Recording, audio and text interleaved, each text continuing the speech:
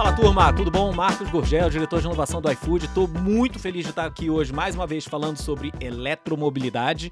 E mais feliz ainda de estar com a Muriel hoje aqui comigo. Muriel, obrigado, obrigado pelo convite. Obrigado por ter aceito aqui a nossa loucura de falar sobre eletromobilidade. E tô contando aqui pra você dar uma aula pra gente em relação a isso. Se você me permitir começar, cara, quem que é a Muriel? Como que você veio aparecer aqui? Me conta um pouco sobre você. Pode ser? Perfeito, combinado. Primeiro, muito obrigada pelo convite. Estou super feliz de estar aqui para poder falar da Vamo. Bom, sou a Muriel, eu sou engenheira de formação, comecei a carreira na indústria automobilística, né? Trabalhei 4 anos como engenheira mesmo, até que eu decidi fazer aí uma transição de carreira para uma parte mais de estratégia, de negócios. Legal. Quando eu fui fazer um MBA fora e trabalhar em consultoria estratégica. Tá né? bom. Aí trabalhei uns anos aí na Bain & Company, até que em 2019 eu me apaixonei completamente pelo mundo de tecnologia e de startups. E a minha jornada em startups começou numa empresa chamada Vamo. Vamo não, Avocado. Avocado. Né? Era uma startup early stage que era tipo, o nosso objetivo era ser o supermercado do futuro, em que Legal. a gente tinha algumas dark stores e a gente fazia entregas. Olha, Né? eu tô vendo uma similaridade aqui com o iFood, tá? Legal. Exato, né? Eu fiquei 4 anos nesse projeto, essa empresa, na pandemia, acabou sendo comprada por uma empresa maior para que a gente pudesse acelerar essa parte de entrega. E nesses 4 anos eu fiquei 80% do tempo responsável por toda a área de operação dessa empresa. Uau. E aí o que isso significa é o quê? Né? Quando você fala ali em entregas ultra rápidas de 10, 15 minutos, você fala em você ter uma operação muito eficiente ali. Perfeito. E 70% desse tempo ele é relacionado a um entregador. Perfeito.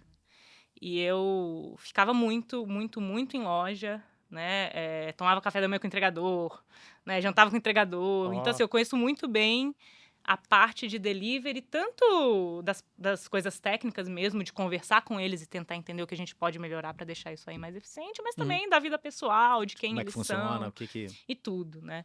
Então, quando o Jack, que é o fundador da Vamo, ele levantou dinheiro para ele iniciar a empresa, ele falou, nossa, acho que eu vou chamar a Muriel ali para ela... Porque, nossa, se o nosso target principal na Vamo vai ser o motoboy...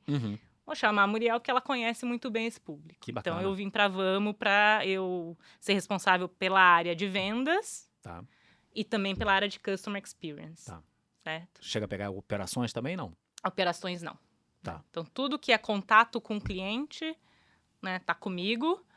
E claro, né, quando você fala em Customer Experience ali, você tem muitas coisas operacionais dentro. Você tem atendimento, você tem resgate de guincho, você tem muita coisa de operação ali dentro também. Do dia a dia. Que acabam sendo core pra gente dar uma experiência pro motoboy, que tá ligado ali 24 horas por dia e precisa muito de um apoio.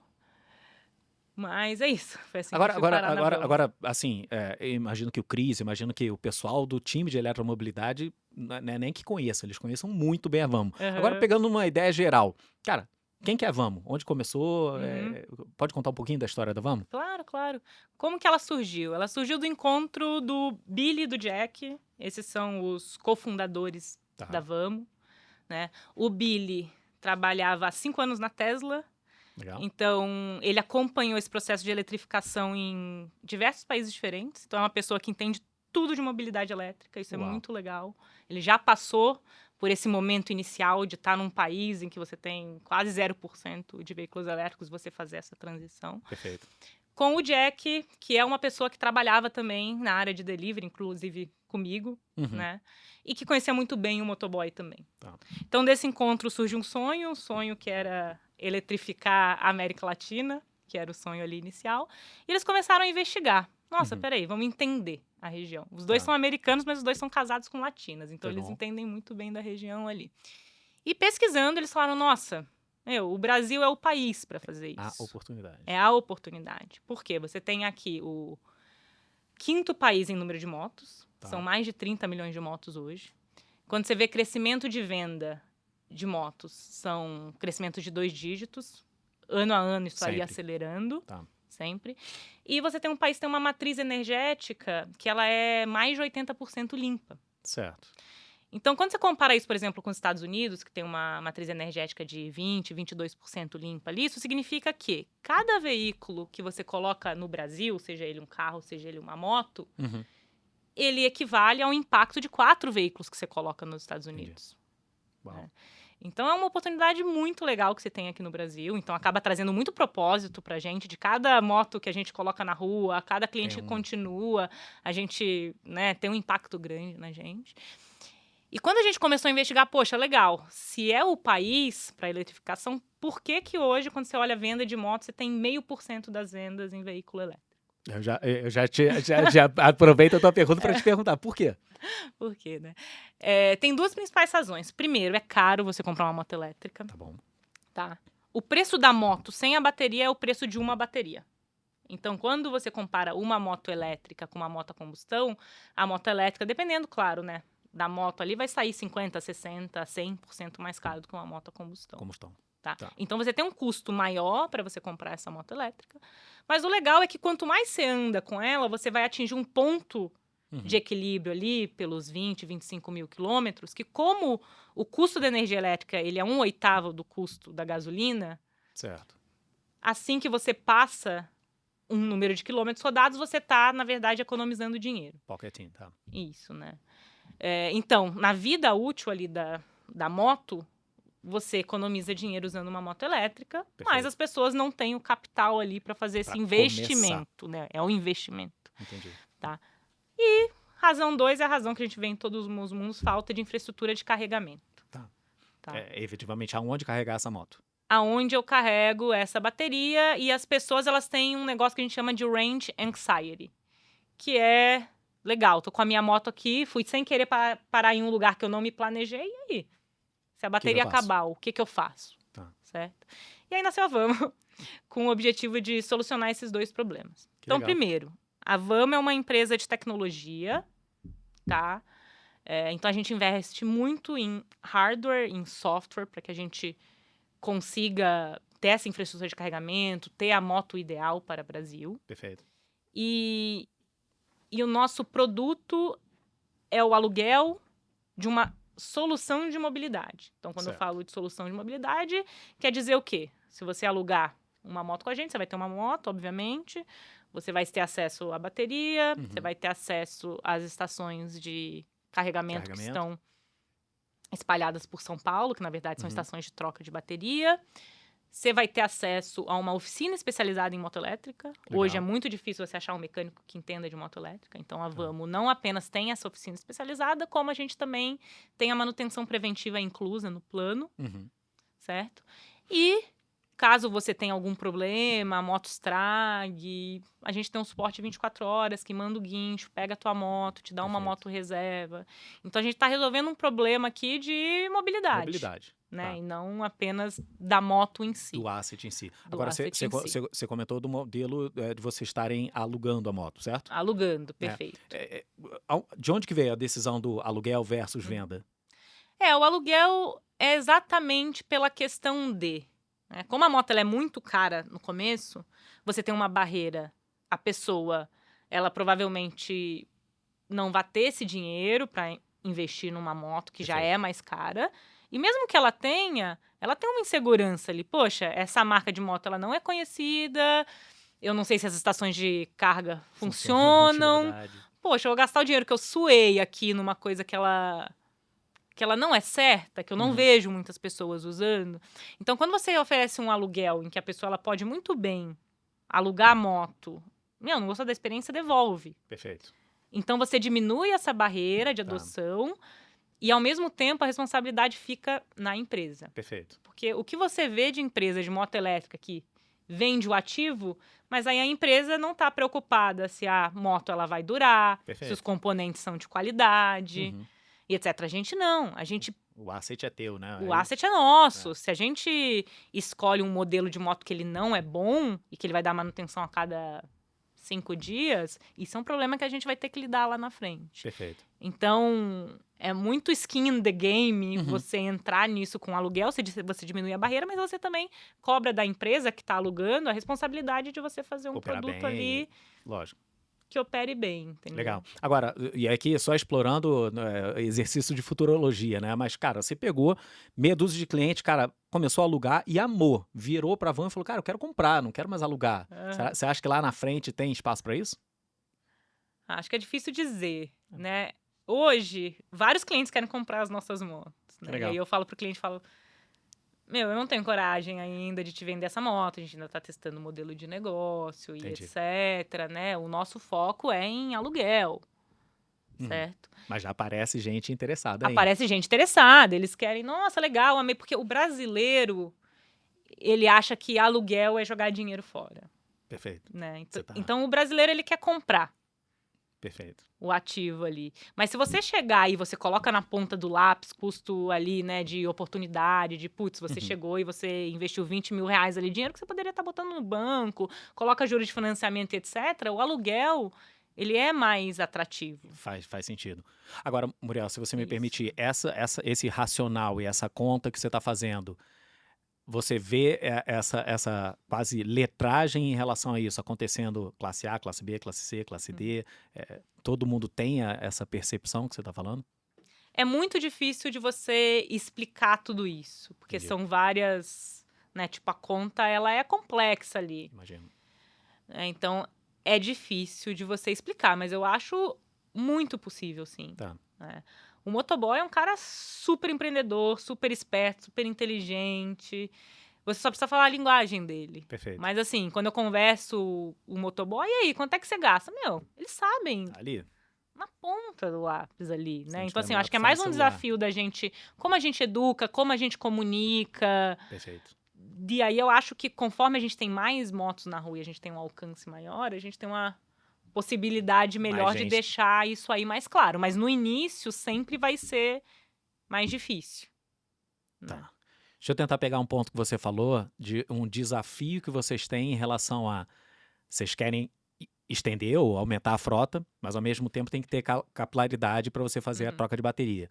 Como é que fica esse chicken egg dilemma ali? Sim, O que sim. Aham. que cresce primeiro? Vamos lá. Acho que tem 2 pontos importantes aqui. Primeiro, infraestrutura é essencial.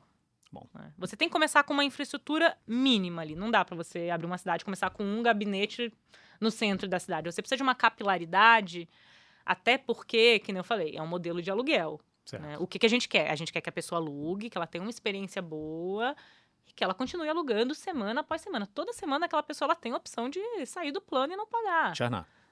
Exato. Então, assim, você precisa ter uma estrutura para que as pessoas tenham uma experiência boa e para que ela compartilhe essa experiência com as outras pessoas. O motoboy, ele confia no que o motoboy fala. Né? Então, assim, para você crescer, você tem que dar uma experiência muito boa para ele, porque ele vai falar sobre isso. Então, não dá para você começar uma cidade sem uma estrutura mínima ali. Certo. E aí, o outro ponto é o ponto de a gente é uma empresa que é intensiva em operação. Isso quer dizer, a gente tem uma oficina mecânica, a gente tem uma área de retirada de moto, a gente tem um atendimento 24 horas com guincho. Então, você tem ali um número mínimo de motos que você tem que ter na rua para que você consiga ter uma eficiência de escala e para que você consiga gerar um bom atendimento. Uma boa experiência. Exato, né? Então, a gente é uma empresa que tem um efeito de rede, 2, uma eficiência de escala que ela é importante. Tá? Então, eu acho que primeiro tem que vir a infraestrutura, para depois, né, para a gente acelerar em uma cidade. Então, eu acho que tem um trade-off, sim, entre vamos abrir muitas cidades com poucas motos em cada uma versus abrir menos cidades, mas com volume melhor. Entendi. Então, assim, né, a gente vai sempre priorizar, a gente tem ali uma escala mínima para que a gente possa oferecer a proposta de valor que a gente se compromete, sabe? Certo. E aí é o meu papel na empresa como Customer Experience ali. Prover exatamente lutar isso. para isso, né? Perfeito. Que é legal, porque eu trabalho com Customer Experience e vendas. Se a experiência é ruim, o meu cliente vai churnear mais e vai dar mais trabalho para vendas. Vai ter mais Então é dificuldade de quase venda. que as coisas são Casadas, né? casadas ali. Casadas no bom sentido da palavra. Isso. Legal. Agora, a responsabilidade por essa capacidade e infraestrutura de troca de bateria, ela é 100% responsabilidade da Vamo? Hoje sim. a infraestrutura física de real estate, tudo, é tudo 100% da Vamos. Não. Até, né, voltar aqui, deixa eu explicar para Perfeito. quem não entende muito bem o que é troca de bateria. Porque Isso. Eu acho que eu até falei algumas vezes recarga, mas a palavra certa é troca de bateria. O que é uma troca de bateria que a gente oferece? A gente tem estações de troca de bateria. Nessa estação vai ter um gabinete com 9 portinhas, pequenininho, 1,20 m por 1,80 m, 50 de profundidade. Você coloca ele em qualquer lugar. Smart Coloca lock dentro de ali. elevador, Uhum. cabe um. Né? Então, o motoboy vai lá no aplicativo dele, a bateria dele tá acabando, ele vai abrir a portinha, ele vai botar a bateria Devolve que dele. tá, né, descarregada e ele pega uma Pega uma 100% e ele continua rodando. Tá. Então, em 1 minuto, você consegue estar... É muito rápido. Em 1 minuto, você consegue estar 100% carregado de novo. E hoje, em São Paulo, a gente já tem uns 70 desses gabinetes em operação. Então, a gente está conseguindo atingir uma capilaridade Legal. Que é bem importante para isso. E aí, quando a gente fala, né, o que é a responsabilidade da Vamos nessa estrutura? O hardware é nosso. O gabinete é a tecnologia proprietária da Vamos, feito pela gente, o software que acessa o app, etc. Isso tudo Liberação. é nosso, instalação, manutenção e etc. Mas esse gabinete ele vai ficar em parceiros. Tá. Ele não vai ficar em locais da Vamos. Da Vamos, é isso. Né? Não faz sentido. Se você tem um negócio que tem um estacionamento, tem uma lojinha, que do lado de fora da loja você tem uma parede que você consegue colocar um gabinete, e isso aí não está sendo utilizado, nossa, é um ganha-ganha. Perfeito. Né? A gente coloca o nosso gabinete, essa pessoa é remunerada por isso, o motoboy... Tende a aumentar fluxo. Tende a aumentar também. fluxo. Então, a gente faz isso com parcerias. Legal. E não só pequenos negócios, a gente também faz parcerias com grandes players, né? Por Shopping exemplo, poderia ser um caso? Shopping, estacionamento, farmácia Mercado. poderia ser um caso, mercado poderia ser um caso. Recentemente, a gente fechou uma parceria com a Shell Raizen para a gente ter no posto Shell um dos nossos gabinetes. E aí, quando você faz essas parcerias maiores... É muito mais fácil a gente escalar, a gente expandir para outras cidades, porque você tem menos parceiros para lidar. E você já tem também um caso de referência que você consegue replicar, ou pelo menos consegue falar, olha, o que está funcionando em São Paulo e consegue levar para outra cidade. Perfeito, né? É o playbookzinho ali que você vai fazer de expansão para depois você acelerar. Mulher, só por curiosidade, se você puder falar, você falou de 70 pontos aqui, é 70 versus quantos em termos de número de motos em São Paulo? Hoje a gente tem...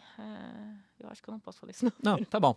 Era muito mais para ter uma ideia assim, da proporção, para saber se o quanto que você precisa acelerar de um lado versus quanto você precisa acelerar do outro. Mas entrando ainda até nesse ponto que você estava falando do swap, da troca da bateria, como é que é a infra você explicou? Agora, a operação que você falou que dura... 1 minuto? Isso é o quê? Isso é bench internacional? Isso, se você olhar lá para fora, isso já está, digamos assim, no estado da arte no que diz respeito a swap de bateria? Sim. A gente visitou todos os players possíveis que fazem isso de uma forma de qualidade no mundo, para a gente pegar benchmark. E a gente também, né, não sair do zero. Perfeito. A gente já entender esses benchmarks e adaptar porque fazia sentido para o nosso gabinete. Perfeito. Certo? Claro que tem uma série de desafios, né? Esse gabinete, e aí, né? E se pegar chuva, então ele tem que ser à prova d'água. Tem uma série de desafios ali que a gente precisa ir adaptando, né? Será que esse gabinete pode ser roubado? Será que não pode? Então, assim, claro, sempre Brasil é um caso completamente à parte. Você vai lá fora, você entende o benchmark e aí você... Tenta tropicalizar. Com seus engenheiros, você adapta para o que vai fazer sentido aqui, tá. Certo? Mas sim, isso daí é muito simples, esse tipo de troca ali, ela tem que ser rápida. Se o motoboy... Tem motoboy que chega a fazer 4 trocas no dia. Uau. Se toda vez que ele for lá fazer troca demorar 5 minutos... Perdeu uma janela super importante. Tô perdendo entrega, tô perdendo dinheiro no bolso, que é o que eu preciso. Então, é bem importante... Essa velocidade essa velocidade aí é core da empresa também. Legal. Você comentou sobre desafio. Pensando numa empresa como Vamos, você estava falando da chuva, da chance de roubo. O que você acha que são assim, os grandes desafios para emplacar uma empresa de moto elétrica hoje no Brasil? Bom, eu acho que tem alguns desafios aí, Tá. né? Acho que desafio 1 aqui é esse preconceito das pessoas com moto elétrica. Tem um medo de adoção disso daí. Que a gente até E se já você falou me um pouquinho no permite, começo. o medo está mais associado a falhas operacionais, por assim dizer, é isso? As pessoas estão acostumadas com a Honda 160, que tem 70% de market share no Brasil. Todo mundo usa isso nunca falhou. Já tive uma que dura 10 anos. Poxa, eu vou pegar esse negócio que veio da China. Pra confiar o sustento da minha família. Não é Então tão simples. assim, tem ali um preconceito, e aí ele precisa ser resolvido de duas formas. Né, investindo em tecnologia, né? Então a gente tem um time de engenharia muito forte, engenharia tanto do hardware do gabinete, mas também para entender melhor a moto, como é que essa moto se adequa ao Brasil e etc. Perfeito. Tá? Então você achar essa moto ideal é um desafio, porque lá fora você tem as motos que, legal, tem milhões e milhões de unidades vendidas, mas que roda na Europa, que roda na China. Tá. E aí, o que o Brasil tem de diferente em termos de relevo, em termos das nossas estradas Certo. e etc. Então você precisa, para você superar esse preconceito, você tem que garantir que esse preconceito ele não existe. Pra você garantir que ele não existe, você precisa ter a moto ideal. Você precisa ter uma moto ideal ali em termos de torque, velocidade e robustez. Não adianta a moto andou 7 dias no Brasil, 200 km por dia no motoboy que anda muito, o negócio para. Eu vou até aproveitar esse teu ponto, dada a tua experiência com delivery, tentar entender assim, quais são os principais momentos, né, que a Vamo olha para fomentar a troca do entregador de uma moto a combustão para uma moto elétrica? Momentos? Em qual, vou chamar assim, em qual momento / em qual situação? Não sei se eu tô conseguindo me fazer claro com isso, assim, qual é o entregador, né? Você vai pegar uma malha de 100 mil, Legal. Quem que é o cara que você fala, puta, esse daqui ele é target meu? O cara que vai adotar primeiro é o cara que roda muito. Tá. É o cara que gasta ali 30, 40 reais de gasolina todos os dias e isso pesa no bolso dele. Perfeito. E aí ele vai olhar ali a moto elétrica e vai falar, poxa, né? Aí a gente, do meu time de vendas, vai lá. Amigo, quantos quilômetros você roda por dia? Tá bom, vamos pegar um papel aqui? É isso que a gente faz. Deixa eu entender. Você bota um papel. Pô, isso aqui é o que você vai economizar com a moto elétrica da Vamo. Certo. Dinheiro limpo no teu bolso. E aí a dúvida do motoboy ali é, pô, legal, tô vendo que na teoria me sobra dinheiro ali do meu custo, mas será que essa moto eu consigo fazer o número de entregas que hoje eu faço com a minha 160? Essa é a segunda dúvida que vem ali, até por isso que eu falei que era um dos desafios, né? Mas sim, né, eu acho que hoje a moto que a gente selecionou e vem desenvolvendo e vem escalando aqui no Brasil é uma moto que é engraçada. Às vezes o entregador chega lá pra gente e fala, ele vai levar um amigo pra retirar a moto. Aí ele fala, eu só vim aqui com meu amigo, mas eu nunca na vida vou usar uma moto elétrica. Eu vim ver. Eu vim ver. Aí passa umas 3 semanas que o amigo tá gostando, aí esse entregador volta lá pra alugar dele. E aí 3 meses depois ele vira e fala, nossa, não quero mais voltar pra moto combustão. Isso aqui é incrível. Desculpa te interromper. Quando ele dá essa resposta pra você, o que você acha que tá por trás, assim, os 3 principais fatores que tá por trás dele não quero voltar pra combustão? É só a grana? Vamos lá, primeiro grana. Isso pesa. E aí eu acho que não é só a grana na matemática, mas o psicológico de todo dia você passava num posto de gasolina e você deixava a grana ali. Entendi. Versus, putz, eu tô fazendo a troca aqui e eu não tô gastando nada. Sentindo. Claro, né? Você já pagou a tua semanal e etc. ali. Mas assim, eu acho que também psicologicamente é muito bom. O efeito, ele né, pensar, legal, eu posso rodar mais aqui e eu tô economizando dinheiro, né? Então eu acho que tem essa questão de economia, ela é chave. Mas o que tem me surpreendido é que eles veem também vantagens na moto elétrica entre aceleração, né? Eu dirijo moto elétrica também. Eu sempre tô ali, né, naquele sinal, quando tem um monte de motoboy, aí eu fico ali com eles, né? Na hora da aceleração, a moto elétrica ela tem uma aceleração mais rápida na partida, por questões do próprio motor elétrico, questões técnicas do próprio motor elétrico. Então, a moto elétrica ela sempre sai na frente nessa aceleração inicial. Gozado ia achar que era o contrário. E aí, claro, quando você anda alguns segundos ali, a moto a combustão ela acaba tendo uma velocidade final. Só que para quem faz entrega, principalmente em São Paulo, que você tem um monte de sinal, você tem trânsito, ninguém atinge essa velocidade final da moto. Você tá parando o tempo todo. Exato, né? A nossa moto elétrica hoje ela atinge 100 km por hora.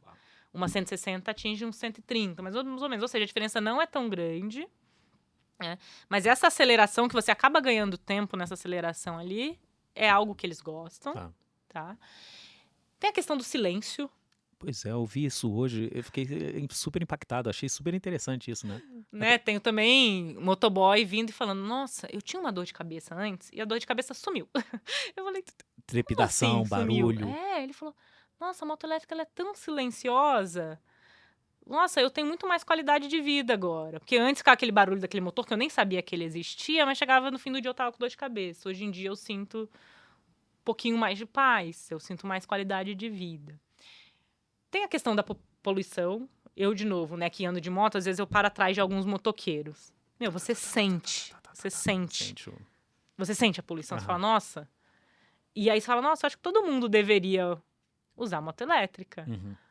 Porque, poxa, eu tô aqui respirando esse ar, de alguma forma prejudicando a minha saúde. Eu tô aqui limpinha, cara, e o cara tá aqui queimando, né? Tem até um motoboy que ele anda muito de bicicleta, ele fala, sempre que eu ando de bicicleta eu fico pensando que eu tô fazendo exercício, mas eu tô respirando esse ar poluído. Então eu uso moto elétrica porque eu quero que o ar fique melhor para todo mundo, para minha família. Então, assim, são coisas pequenas que talvez não sejam um fator de compra deles, mas que conforme eles vão usando, eles meio que gostam daquela experiência e querem permanecer. Começa a perceber valor nisso. Começa a perceber valor. E acho que a última coisa aqui é um sentimento de protagonismo também. Meio de que tá puxando essa... De que eu tô puxando a inovação. Poxa, isso aqui é uma inovação, isso aqui é o futuro. E eu sou. Putz, tipo, acho muito louco a gente pensar nisso. A gente tá falando que, cara, os motoboys, eles estão sendo protagonistas de uma mudança de modal... De uma mudança para modal limpo, que vai melhorar, né? Que se acontecer em grande escala, a gente melhora a poluição sonora de São Paulo. A gente melhora a qualidade do ar. Ares. Então, assim, eu acho que tem muito que a gente pode tentar tirar disso. Legal. Né? De tipo, valorizar o motoboy ali como esse protagonista desse movimento. Isso é muito legal.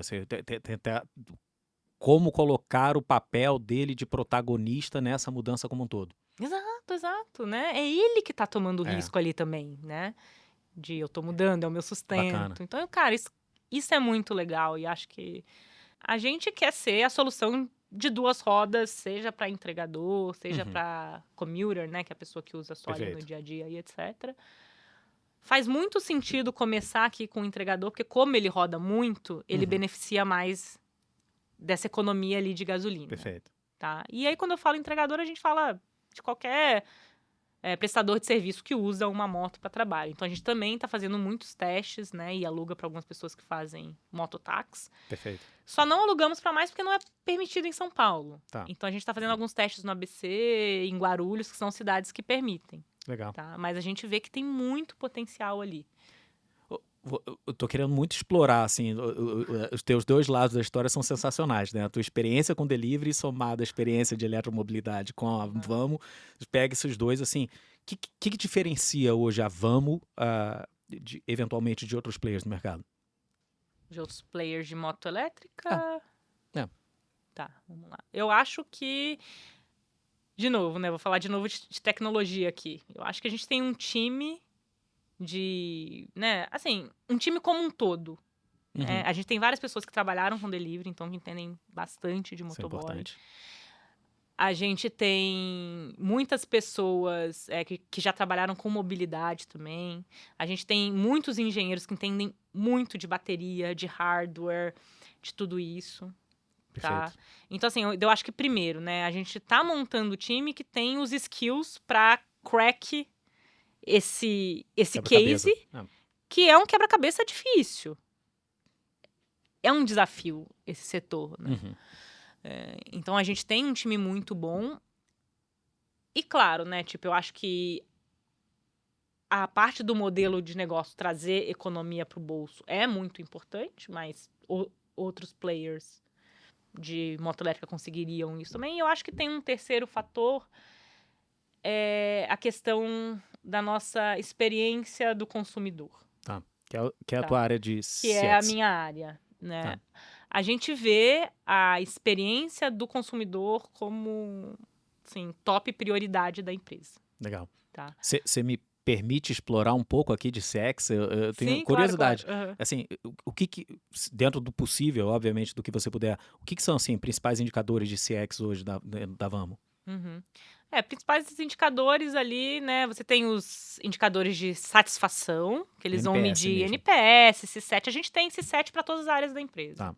Né? Você tem C7 de manutenção, você tem C7 de troca de bateria, você tem C7 de atendimento, você tem C7 de tudo. Isso E é aí legal. você tem um NPS ali, que são Geral. basicamente indicadores ali de percepção. Uhum. E ao mesmo tempo a gente tem uma série de métricas operacionais. Certo. Então, poxa, cliente entrou no chat, ele precisa ser atendido em até X minutos, e a gente olha isso diariamente. Poxa, cliente levou a moto para manutenção, a moto dele tem que sair em até X minutos também. Perfeito. Então, assim, a gente é obsessivo quanto a essas métricas que a gente olha ali semanalmente Uhum. e diariamente dentro das áreas. Mas também a gente tem um canal muito aberto com o entregador. Certo. Tá? Então, é política do time conversar com o entregador toda semana. Tá. Ficar no atendimento. Por quê? Porque é um negócio novo. Uhum. É difícil você dizer que essas métricas que a gente está olhando são as métricas certas. Às vezes a métrica diz uma coisa, mas você vai lá na operação Ele tá falando e outra você vê que completamente talvez diferente. aquela métrica ela não está sendo medida da forma certa, porque a gente é uma empresa pequena e talvez alguma coisa se perca no caminho. Entendi. Então a gente tem uma cultura muito de falar com o entregador, entender como é que está sendo a experiência dele, e através desses feedbacks mais qualitativos, Uhum. a gente propor mudanças no negócio para Tá. isso, tá? Fazer uma provocação aqui. Tudo que está acontecendo no mundo, a gente, e sem tentar hypar aqui o papo, mas assim, a gente vê uso de inteligência artificial caminhando para tudo. Tudo. Né? Tudo. E aí, quando você fala em proximidade com o entregador e, ao mesmo tempo, chat, esse tipo de coisa, acho que a pergunta aqui é: vocês estão olhando para a inteligência artificial como uma ferramenta, eventualmente, de otimização, né, na troca com o entregador? Não, com certeza, com certeza. Assim, é você saber usar a inteligência artificial onde ela precisa ser usada, Legal. tá? Poxa, às vezes o entregador, ele vem falar com você, ele só quer marcar a manutenção dele. A dúvida. Se você tiver um bot que faça isso de uma maneira efetiva, pra ele, tanto faz. Satisfeito. Resolveu o Quem problema. é que tá atendendo ele? Ele quer que o problema dele seja resolvido da forma mais rápida possível, porque Perfeito. tempo parado é dinheiro parado pra ele, Ou né? é não dinheiro, né? Ou é não dinheiro. É. Então, assim, a visão que eu tenho, e assim, eu sou apaixonada no tema de inteligência artificial, eu tô, né, estudando muito sobre, eu acho que a gente Legal. tem várias coisas que a gente pode melhorar para todo mundo com isso. Você pega aquelas tarefas que são tarefas repetitivas, que são coisas simples e etc., você, de alguma forma, ganha eficiência nisso e te sobra mais tempo para quando o cliente tem um problema grave, você poder atender ele da forma certa. Tá. Para que o time tenha mais tempo de fazer entrevista com o cliente, ouvir o cliente, né? Então, você tem que saber onde usar ali e, claro, com sempre muito cuidado para você não perder essa parte um pouco mais qualitativa. Porque às vezes as empresas crescem, tem um monte de processo e aí ficam só olhando métricas. Uhum. Mas às vezes as métricas elas não refletem a realidade. Fria, né? Entendi. Então, assim, e para mim isso sempre foi muito importante, né? Que nem eu falei, eu ficava muito nas lojas de dark store, porque eu sabia que nesse começo você precisa entender a prática ali para que você possa desenvolver um processo escalável e etc. Então, hoje a gente é uma empresa pequena, a gente precisa estar ali no chão, né, no dia a dia, conversando com essa pessoa, entendendo. Você se chamou agora de empresa pequena. Você ainda considera que vocês são uma startup? Eu considero que a gente é uma startup, com certeza. Tá. Claro, né? Muito mais evoluída do que há um ano atrás. Tá Sim. bom. O salto que a gente deu em termos de processo, visibilidade, né, e maturidade da empresa foi muito grande. Bacana. Mas, ao mesmo tempo, a gente ainda tá aprendendo. Tá. A gente tem uma área, e o Cris até faz parte disso, deve ter gente aqui do nosso time também de inovação aberta, que costuma ver muito assim, não generalizando o conceito de inovação aberta entre grandes corporações e startups, mas olha um pouco sobre essa ótica. Vocês acabaram, você comentou mais cedo, de fazer acho que não sei se eu posso chamar de um acordo, mas uma parceria vocês com Raizen, né? Quais são os, digamos assim, prós e contras eu vou tomar o respeito de falar que é uma startup, para uma startup como a Vamo, de se associar com esses, vou chamar, gigantes, como uma Raizen e dentre outros players? Eu acredito que a gente só vai conseguir desenvolver esse setor a 10 mãos. Legal. Eu não acho possível a Vamo desenvolver isso aí sozinha. Legal. Certo? Imagina que Honda e Yamaha estão aqui há 50 anos. Eles já têm toda uma cadeia de fornecedores. Eles têm preços ótimos em termos, né, dessa Perfeito. cadeia. Eles, né, têm incentivos. Tem uma série de coisas ali que já tá uma indústria madura. Certo? E aí vai vir a Vamo sozinha e vai querer desbrasar tudo isso e disruptar tudo. Então, assim, eu acho que a única forma da gente acelerar o quanto a gente precisa acelerar, e quanto mais rápido a gente acelerar, é melhor para o mundo. Então, realmente, esse fator de aceleração mais rápida ela é importante para todos nós. Eu acho que só pode ser feito a muitas mãos. E aí, muitas mãos, eu falo, tem muita gente envolvida nisso, né? Primeiro, né, a gente, para comprar moto, a gente levanta dívida, né? Então, assim, você tem um banco que pode apoiar a gente para a gente acelerar. Depois, né, claro, a gente vai receber a moto, etc. Mas aí a gente consegue associar com players como o iFood. Era isso que eu ia te perguntar. Qual que é a mão do iFood? Das 10 mãos que você falou ali, qual que é a mão do iFood nessa brincadeira? Deu uma mão super importante, porque é uma empresa que está com a gente desde o dia 1. Que legal. Né, que sempre ouviu a gente. E aí eu não falo só em dinheiro, assim, só em meio que... Cara, eu falo em sentar numa mesa, essas 10 mãos... E falar, gente, essa é a situação que a gente está vivendo. Como a gente vai fazer para que esse modelo de negócio ele seja sustentável e escalável no longo prazo? Vamos conversar todo mundo junto. Vamos, o iFood, a Raizen, o governo, o motoboy. O motoboy tem que ter uma cadeira aqui. Isso que eu ia falar. Ele que é o protagonista disso, né? Adorei a tua frase do protagonista. Ele tem que ter talvez até mais espaço nisso. Exato. Então, assim, a Vamo enxerga... que a gente só vai resolver isso com todas essas mãos juntas e colocar a cabeça para pensar nesse modelo de negócio. E aí, beleza, agora que a gente já entende como a gente monta esse quebra-cabeça, agora, beleza, como é que a gente acelera isso? Aí a gente pode começar a falar um pouquinho mais de acelerações mais financeiras, conexões com outras marcas que possam acelerar e etc. E se você me permitir, dentro desse papel, dentro desse desenho, adorei o desenho das 10 mãos, qual que é o papel dessas, vou chamar, sem nem citar nome, dessas montadoras antigas dentro desse desenho como um todo? Não sei. Sinceramente. Assim, essas montadoras... Eles não têm tanto interesse ainda em entrar no mercado elétrico, tanto que no Brasil, né, eles não estão se movendo em relação a isso. Mas não sei. Boa pergunta. Não, que são players que hoje a gente não está, né, não tem discutido muito junto. Talvez eles não estejam na tal mesa. E aí eu não tenho contexto, né, se né, aí acho que... E eu não sou a pessoa...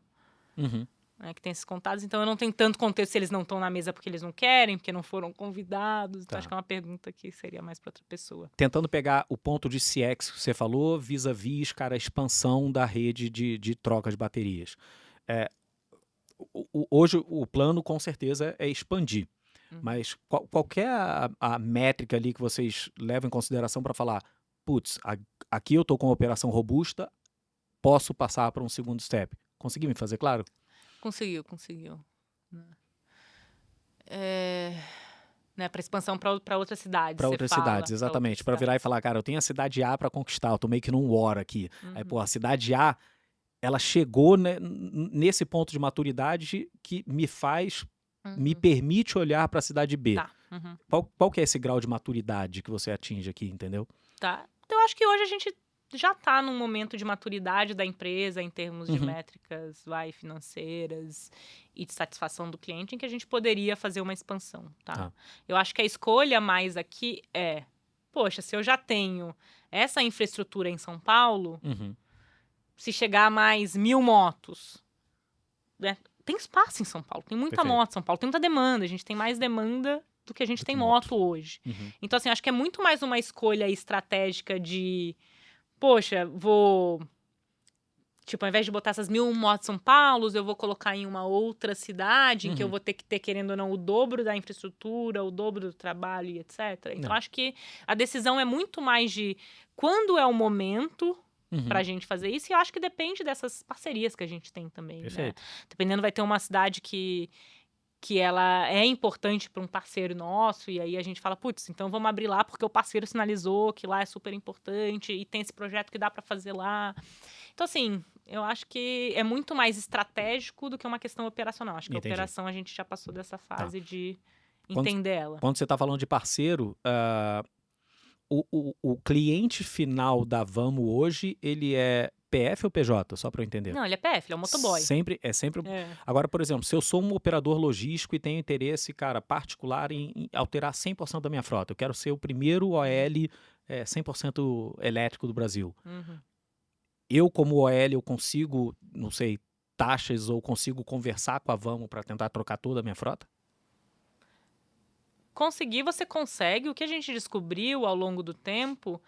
Então, quando a gente montou o nosso modelo de negócio, a gente, né, chegou aqui no papel, legal, qual a receita do motoboy? Receita do motoboy é o número de pedidos que ele faz, claro, cada pedido tem um valor diferente, mas quanto mais pedido ele faz, maior a receita. Para ele fazer pedido, ele precisa ter a moto funcionando bem, certo? E, claro, ele vai ter vários custos ali para que ele preste esse serviço e, no fim, você tem receita, menos custo, é o dinheiro que ele põe no bolso, ele leva para casa e ele sustenta a família dela. Né? Então, a gente tem que pensar como que as diferentes partes do nosso negócio impactam isso. Receita, o que impacta? A moto tem que ter qualidade. Se essa moto quebra a cada 2 dias, e a cada 2 dias esse motoboy perde 4 horas com a manutenção, ele não está fazendo dinheiro, certo? Não só a moto ela tem que ter qualidade, mas assim, toda moto quebra, mesmo as motos boas. Então, legal, quando a minha moto quebra, eu consigo arrumar ela? Rápido, né? Será que eu consigo arrumar ela rápido? E se for uma situação em que ela não vai ser arrumada, o que eu faço? Então, vamos ter uma moto reserva para dar pro motoboy. Não pare de trabalhar, tá aqui. Não pare de trabalhar, toma aqui a tua moto reserva e a gente, né, se for um problema grande aqui na tua moto, a gente resolve e você tá ganhando o teu dinheiro ali. E o terceiro fator ali da receita é a base de troca de bateria. Imagina que o motoboy recebeu um pedido que tá mandando ele pro ABC. E ele fala, não vou porque lá não tem troca de bateria da Vamo, então eu vou ficar sem bateria. Então, assim... Perdeu o pedido. Perdeu o pedido, ele deixou de ganhar um dinheiro que ele ganharia. Então, quando ele olha uma empresa para alugar uma moto, ele tá olhando esses fatores de receita aqui, mas também tá olhando os fatores de custo. E aí, custo é o quê?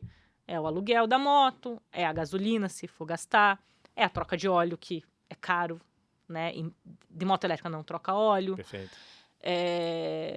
Né? Você pode até botar aqui o custo de um financiamento com juros altos ali. Entendi. Certo? Então, quando o motoboy está preocupado da velocidade da moto, ele está preocupado com a questão de troca de baterias, é porque isso impacta a receita dele. Agora, ele está preocupado se a moto não dá 120 km por hora? Não, isso daí não vai fazer. Não altera tanto não altera o dia a diferença. Tá. Né? Pelo contrário, a moto elétrica ela acelera mais rápido e talvez ele ganhe até tempo com isso ali. Perfeito. Mas, ou seja, a preocupação do tempo perdido na troca da bateria, você acredita que seja assim, hoje já seja uma parte que está mitigada porque ele já entende que é muito rápido? Não, total. Já fizemos várias pesquisas, assim. Não é algo que ele se preocupa. Tá. Até porque a gente tem até algumas estações, a gente tem 5 estações em São Paulo, que tem infraestrutura de banheiro, tem cafezinho Entendi. e etc. Ele até vê, às vezes, não, vou lá botar bateria, aproveito e uso o banheiro, aproveito, Toma água. né, olho um futebol aqui, falo com meus amigos. Entendi. Então, assim, era o meu maior medo quando eu fui pra van. Eu falei, cara, o motoboy, ele abastece uma vez a cada 2 dias. O que eu posso dizer é que não tem nada super novo acontecendo, não tem nenhuma bala de prata que vá resolver os grandes problemas da mobilidade elétrica. Certo. Tá? A VAM estava numa conferência há 2, 3 semanas atrás. Realmente, de temas mais quentes, assim, é meio que melhoria de tecnologias já existentes. Por exemplo, um carregador ultra rápido. Uhum. Né? Então, tem carregadores que, sei lá, em 30 minutos ele consegue carregar a bateria em 80%, por exemplo. Perfeito. Né? Então, você tem aí algumas inovações em termos de carregamento rápido, você tem algumas inovações na química da bateria, que faz com que a bateria tenha uma autonomia melhor, por exemplo. Uhum. Mas a gente não acredita que nenhuma... Isso ainda não é impeditivo para o crescimento do mercado. Meio que essas tecnologias eles não resolvem, até porque, né, essas melhorias elas são um pouco incrementais, mas também pelo fato que sempre que você tem uma bateria com uma química melhor ou você tem um carregamento ultra rápido, você tem um trade-off de custos muito alto. Perfeito. E aí, por exemplo, né, quando você carrega uma bateria muito rápido, a vida útil dela é menor. Perfeito. E uma bateria muito cara.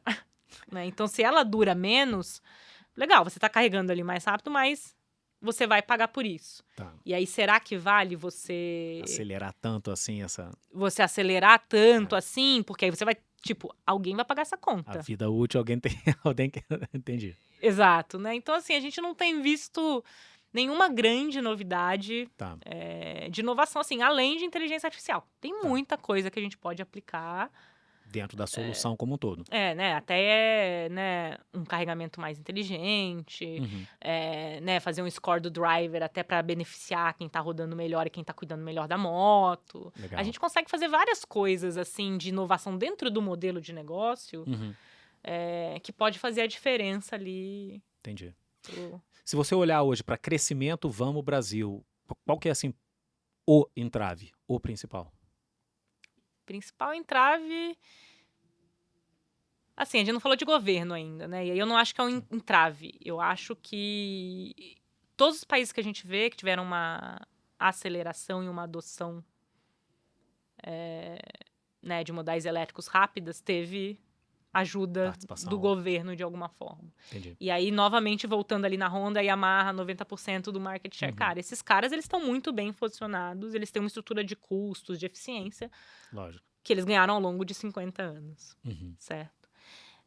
Então, acho que tem um papel ali do governo para, de alguma forma, desenvolver essa cadeia, essa infraestrutura que hoje ela é inexistente. Entendi. Então, assim, de novo, né, não adianta a VAME sozinha, são muitas mãos ali. Eu acho que uma das mãos importantes, né, hoje você tem incentivos para carro elétrico e a moto elétrica ela nunca é comentada, falada, citada. Então, acho que está faltando o governo sentar nessa mesa aqui e ajudar a gente nesse plano.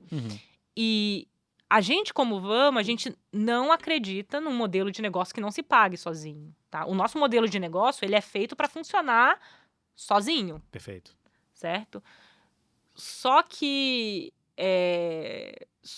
se ele vai crescer mais rápido ou mais devagar, o governo tem um papel aí de tentar dar uma acelerada nesse começo em que há mais preconceito das pessoas com modal, em que há menos fornecedores, em que né, tem menos conhecimento ali e que acaba gerando ineficiências. Entendi. Né? Entendi. Até que com a escala a gente consegue uma eficiência melhor e etc. Então, sim, acho que o grande acelerador seria... Pode ser esse player que está faltando. Pode ser esse player que eu acho que está faltando.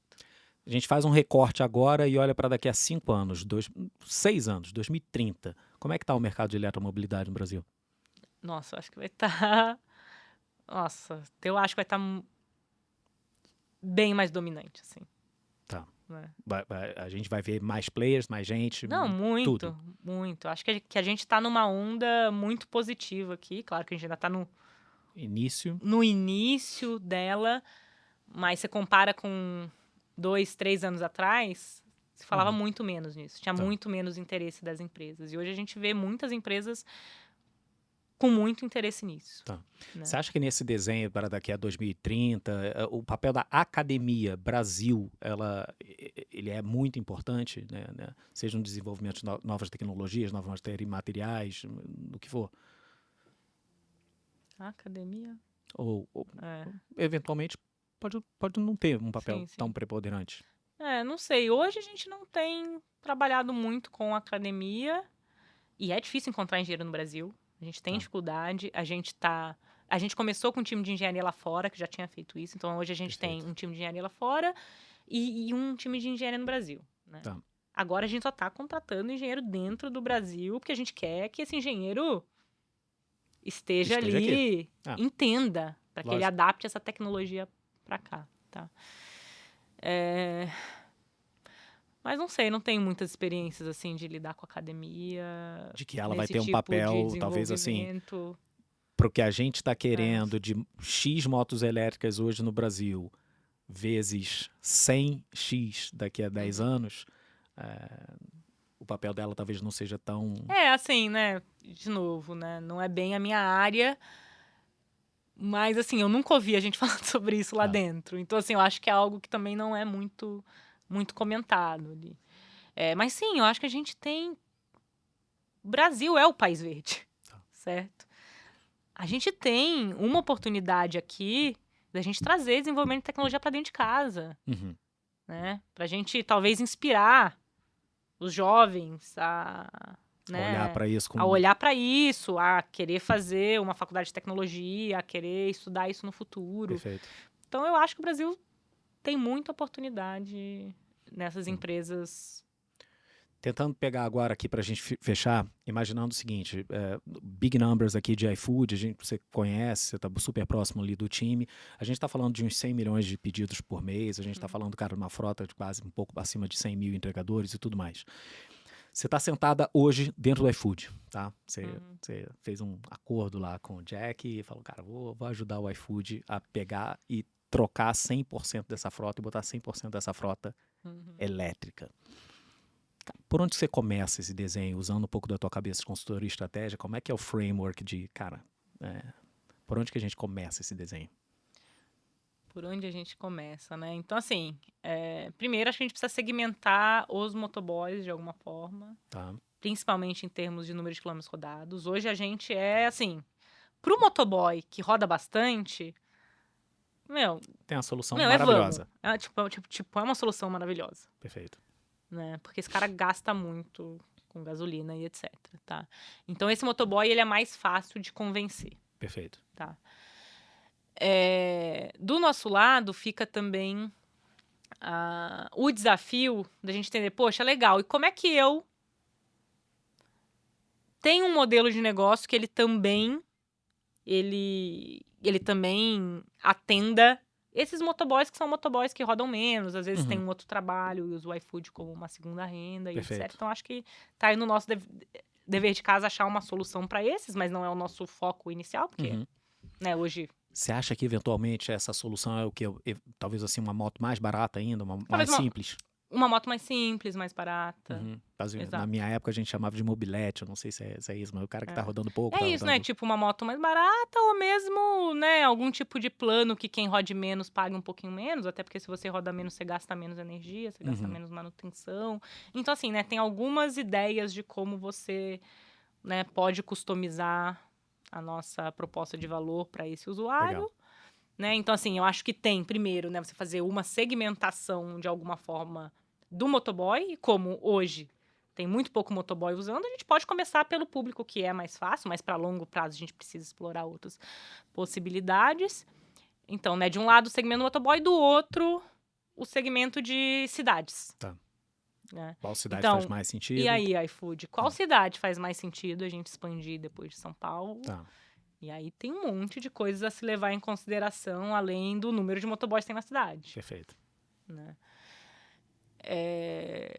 Então, acho que eu meio que dividiria assim, e aí faria um plano pra gente ir atacando dessa forma. Tá bom. Muriel, antes de mais nada, eu vou te agradecer, mas eu queria fechar duas coisas ou três coisas que eu adorei aqui no nosso papo. Primeiro, a questão do entregador como protagonista dessa história inteira, e eu acho que isso é sensacional.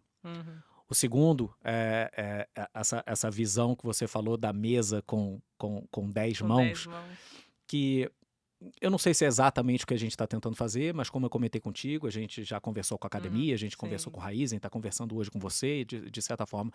Eu estou quase que propondo aqui que, assim, numa tentativa, a gente está tentando fazer um pouco de maneira virtual essa mesa de 10 mãos.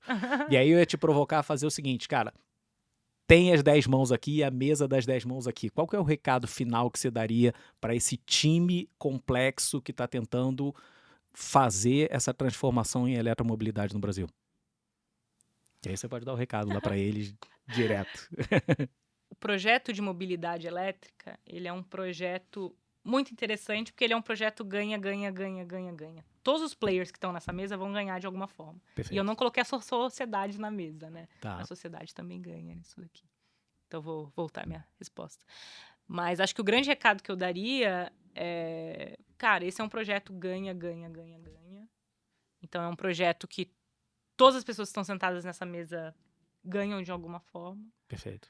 E que, dado isso, assim, não tem o porquê a gente não começar a entender quais são os grandes gargalos e acelerar isso daí. Tá. A gente tem um grande propósito, um propósito que ele não é só um propósito climático, ele é um propósito social também. Que bacana. Certo?